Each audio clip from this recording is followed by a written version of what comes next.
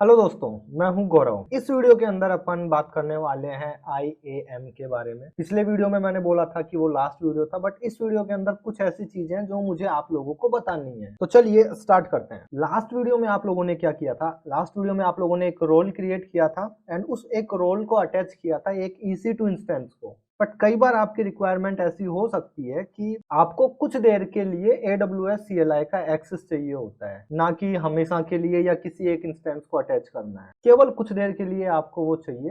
हो सकता है कि आपकी जो बकेट बनी हो उसके अंदर आपको कुछ चीज इनेबल या डिसेबल करनी है, और वो जो चीज है वो केवल AWS CLI से हो सकती है, UI के हेल्प से नहीं हो सकती है। ऐसा कोई केस हो तो या तो आप पूरा का पूरा AWS CLI इंस्टॉल करो, आपके खुद के मशीन में कॉन्फ़िगर करो, या फिर आप क्या कर सकते हो, आप मशीन पे देखिए। मैं यहाँ पे EC2 पे जाता हूँ, EC2। एंड जब मैं EC2 पे गया, यहाँ पर देख सकते हैं ये छोटा सा आइकन आप लोगों को दिख रहा है, राइट?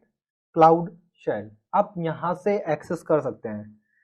जब आप यहाँ से एक्सेस करेंगे टर्मिनल, तो होगा क्या कि यहाँ पे आपको एक क्लाउड शेल यूजर मिलेगा, ठीक है? एंड यहाँ पर ऑलरेडी AWS CLI इंस्टॉल रहेगा। आपको आपका अकाउंट कॉन्फ़िगर नहीं करना है। आप जिस भी यूजर से लॉगिन है उस यूजर के हेल्प से ये सारे के सारे एक्शन परफॉर्म करेगा, ठीक है? For example AWS EC2 instance describe, right? तो आप डिस्क्राइब इंस्टेंसेस, राइट? एंड आप देखिए यहाँ पे एक भी इंस्टेंस जो है वो यहाँ पे क्रिएटेड नहीं है, इसलिए यहाँ पे इसने एम्प्टी अरे रिटर्न कराई है। इन शॉर्ट की कोई भी इंस्टेंस नहीं है। एंड सेकंड चीज, जब आप क्लाउड शेल यूज करते हैं और आप इस यूजर के होम डायरेक्टरी के अंदर अगर कोई भी फाइल बनाते हैं तो वो फाइल परसिस्ट रहेगी आपकी इस रीजन के लिए जिस रीजन के अंदर आप ऑलरेडी हैं। राइट नाउ मैं बॉम्बे रीजन के अंदर हूँ। मैं यहाँ पे कोई फाइल क्रिएट करता हूँ, टच gaurav.txt, ठीक है? मैंने एक फाइल क्रिएट कर ली, आप देख सकते हैं। इस फाइल के अंदर कुछ एंट्री भी डाल देता हूँ। अब मैं क्या करता हूँ, इस शेल से मैं बाहर निकल जाता हूँ एंड अपन वापस EC2 में चलते हैं। एंड आप देख सकते हैं यहाँ पे कोई भी इंस्टेंस नहीं है, राइट? बट अब मैं क्या करता हूँ, यहाँ पे से मैं रीजन चेंज करता हूँ और मैं देखता हूँ कि मेरी gaurav.txt फाइल जो थी वो यहाँ पे अवेलेबल है या नहीं है। तो मैं यहाँ चले गया, इस दूसरे रीजन के अंदर मैं मूव हो चुका हूँ अभी। इस रीजन पे मैं क्लाउड शेल एक्सेस करने का ट्राई करूंगा एंड देखते हैं कि यहाँ पे अपने को वो फाइल मिलेगी या नहीं मिलेगी। तो वापस मैंने क्लाउड शेल एक्सेस किया है।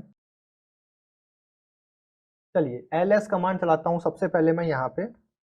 देखिए यहाँ पे वो फाइल नहीं है, बट AWS EC2, अगर आप ये कमांड चलाओगे तो वो कमांड यहाँ पे भी चलेगी अगर आपके यूजर को परमिशन है तो।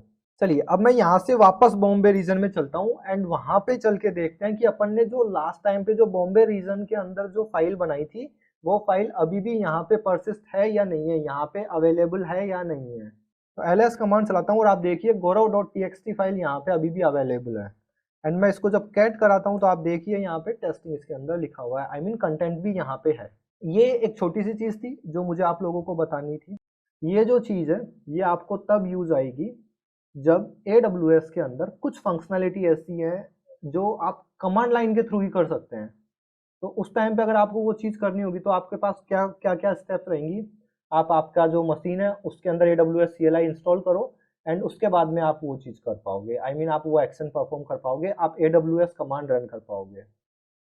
दूसरा चीज कब दूसरी चीज आप कब यूज कर सकते हो, जब आप एक खुद का इंस्टेंस बनाओ, वहां पे AWS यूटिलिटी या AWS कमांड इंस्टॉल करो एंड उसके बाद में वहां पे उस इंस्टेंस को AWS रोल अटैच करो और उसके बाद में आप AWS कमांड चला पाओगे। बट केवल एक चीज जो आपको शायद 2 या 3 मिनट का काम है, एक कमांड चलाना है और वो करना है, राइट? तो उस केस में आपको ये सारी स्टेप्स फॉलो करनी पड़ेगी। तो उससे बेटर है कि आप डायरेक्टली AWS पे जाओ, आपके कंसोल पे जाओ एंड क्लाउड शेल एक्सेस करो। हाँ, एक और चीज़ है कि आप आपके लैपटॉप पे हमेशा के लिए AWS CLI कॉन्फ़िगर करके रख सकते हो, बट वो बेस्ट प्रैक्टिस नहीं है जैसा मैंने आपको पहले बताया था। क्योंकि आप करके रखोगे और सपोज कोई बंदा है जो मेरा जैसा है, जो बैठ गया थोड़ी देर के लिए आपके लैपटॉप पे, उसने देखा कि यार .aws करके फोल्डर है, कॉन्फ़िगर में गया, जाके देखा अच्छा ये क्रेडेंशियल है, ये एक्सेस है, देन चीज़ खत्म। एनीवे मैं ऐसा नहीं करता, बट मैं केवल आप लोगों को बता रहा हूँ कि एक पॉसिबिलिटी है कि एक कैसे आपका AWS अकाउंट जो है वो कॉम्प्रोमाइज हो सकता है। ठीक है, ये जो चीज़ थी ये मेरे को आप लोगों को बतानी थी। इसके बाद में और भी कुछ चीज़ मुझे आप लोगों को बतानी है। तो यहाँ से मैं वापस IAM पे चलता हूँ। अब जब मैं IAM पर आया तो मेरे पास यहाँ पे एक यूज़र है। ये यूज़र मैंने कल या परसों बनाया है, क्योंकि बहुत ही जल्दी मेरा टेराफॉर्म का एक कोर्स आने वाला है जो प्रोफेशनल्स के लिए रहेगा, बिगिनर्स के लिए नहीं रहेगा। ऑफ कोर्स मेरी एक प्लेलिस्ट ऑलरेडी अवेलेबल है टेराफॉर्म फॉर बिगिनर्स, बट मेरे को बहुत ज़्यादा ट्रेनिंग के लिए रिक्वेस्ट आ रही है, मेरे पास टाइम नहीं है, तो मैं एक कोर्स डिज़ाइन कर रहा हूँ जो प्रोफेशनल्स के लिए रहेगा। तो उसके लिए मैंने ये एक यूज़र बनाया था और इसको मैंने एडमिनिस्ट्रेटर एक्सेस दिया था।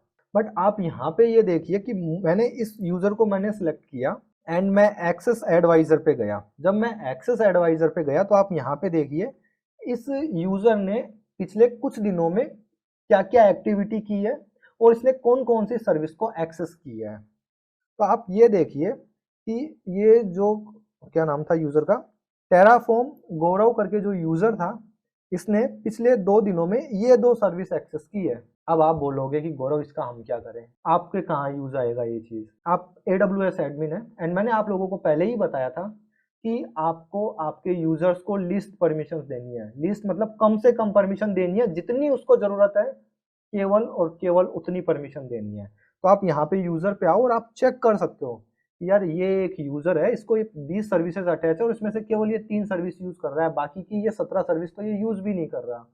तो या तो वो आप रिमूव कर सकते हो या फिर उससे एक वैलिड रीज़न मांग सकते हो कि आपको इनका एक्सेस क्यों चाहिए जब आप इनको यूज़ भी नहीं कर रहे हैं तो। क्लियर? तो अगर आपको ये चीज़ मॉनिटर करनी रही तो वो आप यहाँ पे कर सकते हैं एंड उस हिसाब से आपको कम से कम परमिशन देनी है आपके यूज़र को। सेम यही चीज़ ग्रुप के केस में आप देख सकते हैं। मैं यहाँ पे ग्रुप्स में जाता हूँ। ये केवल एक मैंने टेस्टिंग ग्रुप बनाया था। इस वीडियो को रिकॉर्ड करने से जस्ट पहले मैंने ये बनाया है एंड मैं जब टेस्ट ग्रुप पे मैं क्लिक कर रहा हूँ तो यहाँ पे आप जाइए एक्सेस एडवाइजर में और यहाँ पे एक्सेस एडवाइजर के अंदर डिटेल्स आएंगी सारी की सारी। ठीक है, तो सेम वही चीज़ जो वहाँ पे दिख रही थी आपको यूज़र के केस में, सेम वही चीज़ यहाँ पे दिखेगी। कौन सी सर्विस है जो इस ग्रुप के मेंबर ने एक्सेस की है और उस मेंबर का नेम क्या है, उसका आईडी क्या है, वो आपको यहाँ दिख जाएगा। ठीक है, एंड सेम वही स्टोरी अब मैं वापस सुनाऊंगा। आप एक वैलिड रीजन भेज सकते हैं और पूछ सकते हैं क्यों एक्सेस चाहिए, राइट। आई मीन जो भी आपका टीम रहेगी, उस टीम का जो भी लीड रहेगा या जो भी मैनेजर रहेगा, आप उसको ये चीज़ भेज सकते हैं कि भाई मैं AWS एडमिन हूँ, मैं देख रहा हूँ कि आपकी टीम को इस चीज़ की परमिशन है और केवल आप लोग 2 सर्विस यूज़ करते हैं, बाकी की सर्विसेज का एक्सेस आप लोगों को क्यों चाहिए जब आप उनको यूज़ ही नहीं कर रहे हैं। तो ये 2 चीज़ हो गई। तीसरी चीज़ मैं आपको और बताना चाहूँगा, यहाँ पे आप देखिए क्रेडेंशियल रिपोर्ट करके एक चीज़ है, इस पे मैं क्लिक करता हूँ। डाउनलोड क्रेडेंशियल रिपोर्ट पे मैंने क्लिक किया एंड डाउनलोड करने के बाद में मैं इस फाइल को ओपन करता हूँ। तो अब आप देखिए जब आपने क्रेडेंशियल रिपोर्ट डाउनलोड की है तो आपके जितने भी यूज़र होंगे उनका एक तरीके से आपको कुछ डेटा मिल गया है। ये डेटा आपको कहाँ यूज़ आने वाला है मैं आप लोगों को ये बताता हूँ। फॉर एग्जाम्पल ये यूज़र है गौरव यूज़र, राइट। तो आप देखिए ये जो टेराफॉर्म गौरव नाम का मैंने जो यूज़र बनाया था इसके लिए मैंने पासवर्ड डिसेबल कर रखे हैं। मतलब इसको आप कंसोल से लॉगिन नहीं कर सकते हैं, इसको केवल AWS CLI यूज़ करने की परमिशन मैंने दी हुई है। ठीक है, तो अगर मैंने पासवर्ड दिया होता तो लास्ट टाइम पे मैंने पासवर्ड कब यूज़ किया यहाँ पे वो डिटेल्स आती और ये वैल्यू ट्रू आती कि इसको पासवर्ड एक्सेस है। लास्ट टाइम पे पासवर्ड कब चेंज हुआ है यहाँ पे वो डिटेल आती। पासवर्ड ने नेक्स्ट रोटेशन क्या है आप लोगों को यहाँ पे उस चीज़ की डिटेल्स आती। MFA एक्टिव है या नहीं है, मल्टी फैक्टर ऑथेंटिकेशन, राइट, यहाँ पे उस चीज़ की आती। तो इन शॉर्ट अगर आपको रिपोर्ट देनी होती कि वो सारे के सारे यूजर्स जिन्होंने MFA एक्टिवेट नहीं कर रखा है, मुझे उन सबको मेल भेजना है कि आप MFA एक्टिवेट करो, नहीं तो AWS अकाउंट के साथ कॉम्प्रोमाइज हो सकता है and for better security you should enable your MFA, right. तो उनको बोलना है कि भाई होना चाहिए MFA। तो आपको मेल डालना है, तो आपको कैसे पता चलेगा कि कौन कौन से यूजर ने MFA एक्टिवेट कर रखा है या नहीं कर रखा है, और ये चीज आपको कहां से पता चलेगा, इस रिपोर्ट से। क्लियर। यहाँ पे फिर वही आपकी एक्सेस की इनेबल कर रखी है, और अगर इनेबल कर रखी है तो लास्ट टाइम पे उसको कब एक्सेस किया गया था, लास्ट टाइम पे जब एक्सेस किया था तो कौन सा रीजन था, वो सारी की सारी डिटेल्स आपको यहाँ पे मिल जाएगी, आप यहाँ पे देख सकते। ठीक है, ये दो छोटी छोटी चीज थी जो मुझे आप लोगों को बतानी थी। ठीक है दोस्तों, तो ये कुछ चीजें थी जो मुझे आप लोगों को बतानी थी। आई होप आपको ये वीडियो भी अच्छा लगा होगा, प्लीज कमेंट करके जरूर बताना। एंड दोस्तों इस वीडियो में इतना ही, मिलते हैं अगले वीडियो में, बाय बाय।